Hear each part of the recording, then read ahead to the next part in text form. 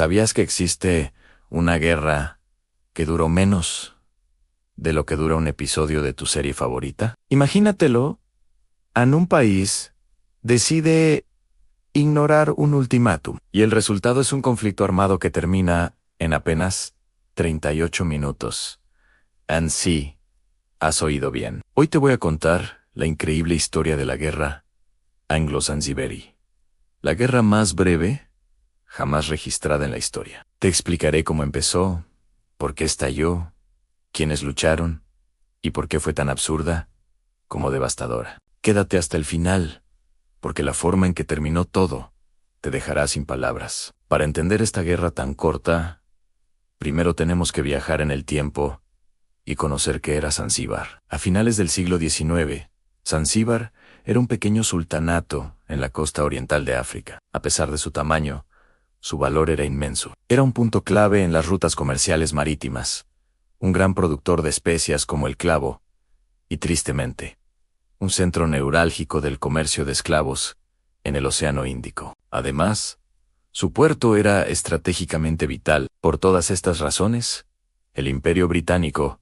tenía los ojos puestos en Zanzíbar. No solo querían controlar la isla por sus recursos, sino que su ambición era dominar todo el comercio de la región. En 1890, después de varias negociaciones y tratados, Zanzíbar se convirtió oficialmente en un protectorado británico. Esto significaba que, aunque seguía teniendo su propio sultán, Gran Bretaña tenía la última palabra en asuntos importantes. Pero como te puedes imaginar, no todo el mundo estaba contento con este acuerdo. La chispa que encendió la mecha llegó en agosto de 1896. El sultán Hamad bin Tuwaini, que era conocido por su buena relación y cooperación con los británicos, muere de repente. Inmediatamente, surge un problema de sucesión. Y aquí es donde entra en escena nuestro protagonista, Khaled bin Bargash. Sin esperar la aprobación británica, como dictaba el acuerdo de protectorado,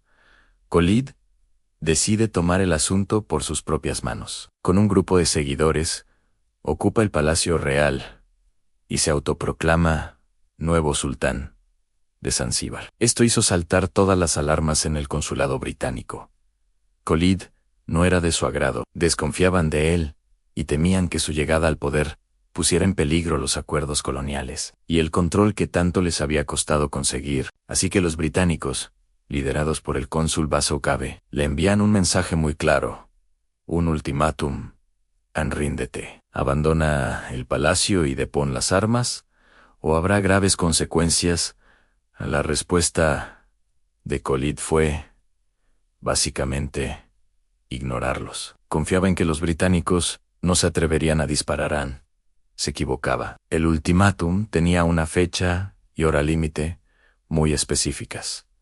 A las 9 de la mañana del 27 de agosto de 1896. Mientras el reloj avanzaba, Khalid no se quedó de brazos cruzados. Empezó a reunir sus fuerzas para defender su posición. Logró juntar unos 2.800 hombres, entre soldados y civiles leales. Su arsenal incluía un viejo cañón de bronce del siglo XVII, algunas ametralladoras, Maxim y el propio palacio, que había sido fortificado. Incluso contaba con un yate armado, el HMS Glasgow. Parecía preparado para la lucha. El problema es que al otro lado del puerto, la Royal Navy británica tenía una fuerza abrumadoramente superior. Disponían de 3 cruceros de guerra modernos, el HMS Philomel, el HMS Raccoon y el HMS Sparrow, además de 2 buques cañoneros, el HMS Trosh y el HMS St.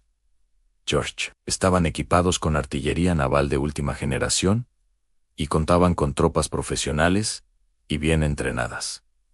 La diferencia de poder era, sencillamente, brutal. Khalid estaba llevando a su gente a una pelea que no podía ganar. Llega la mañana del 27 de agosto. La tensión se podía cortar con un cuchillo 9 en punto. El plazo del ultimátum vence.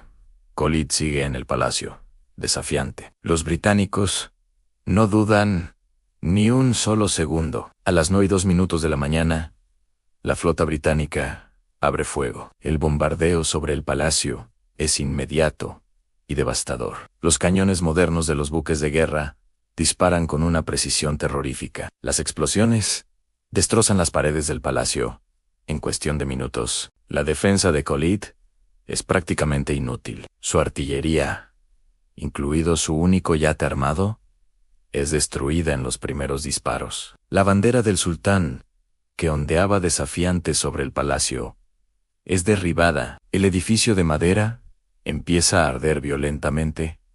El caos es total. Muchos de sus hombres, viendo la masacre, huyen para salvar sus vidas. Otros, lamentablemente, mueren bajo el implacable bombardeo naval. La guerra termina casi tan rápido como empezó. A las 9:40 de la mañana, según los registros oficiales británicos, el bombardeo cesa. La bandera del palacio había caído y el fuego se había detenido. La duración total del conflicto fue de apenas 38 minutos. Es difícil de creer, pero así fue. Mientras el palacio ardía, el autoproclamado sultán Khalid bin Barhash logró escapar por una puerta trasera. Corrió a refugiarse en el consulado alemán, que estaba cerca. Los alemanes le concedieron asilo, y finalmente lo sacaron del país en secreto, lejos del alcance de los británicos. Con Khalid fuera de juego, los británicos actuaron rápidamente. Instalaron en el trono a un nuevo sultán, Ahmad bin Mohammed, alguien mucho más cooperativo y afín a sus intereses. De esta manera, Zanzíbar continuó bajo un firme control británico durante décadas. Aunque fue cortísima, las consecuencias de esta guerra fueron muy importantes. El palacio del sultán y el harén quedaron casi totalmente destruidos por el bombardeo. Pero lo más trágico fueron las pérdidas humanas. Se estima que murieron alrededor de 500 personas del lado de Zanzíbar, entre soldados y civiles. Del lado británico, solo hubo un herido leve, un suboficial en el HMS Trush. La desproporción fue absoluta. Esta guerra de 38 minutos sirvió para confirmar y reafirmar de manera brutal el poder colonial británico en la región. Fue una demostración de fuerza para que nadie más se atreviera a desafiarlos. Con el tiempo, la figura de Khalid se convirtió en una especie de símbolo de resistencia anticolonial para algunos, a pesar de su rotundo fracaso. Y como no podía ser de otra manera, esta historia está llena de curiosidades. Oficialmente, es la guerra más corta de la historia. Algunas fuentes dicen que duró 40 minutos, otras 42, pero el registro más aceptado es de 38. ¿Y qué pasó con Khalid? Vivió el resto de su vida exiliado, escapando de los británicos, hasta que finalmente fue capturado años más tarde y murió en Mombasa. Y una última curiosidad, se dice que el cañón más grande que tenía Khalid, ese de bronce del siglo XVII, ni siquiera funcionó bien ese día. Esta guerra tan breve nos demuestra cómo el poder, la ambición colonial y una diplomacia fallida pueden desembocar en una tragedia, aunque esta dure menos que una clase de historia en el instituto. La guerra anglo-zanzibari fue corta, sí, pero fue real, fue violenta, y sus consecuencias marcaron el destino de Zanzíbar durante mucho tiempo. Fue una lección sangrienta sobre la realidad del imperialismo a finales del siglo XIX. Y así fue como una guerra completa, con su ultimátum, su batalla y su rendición, se resolvió en solo 38 minutos. ¿Crees que este conflicto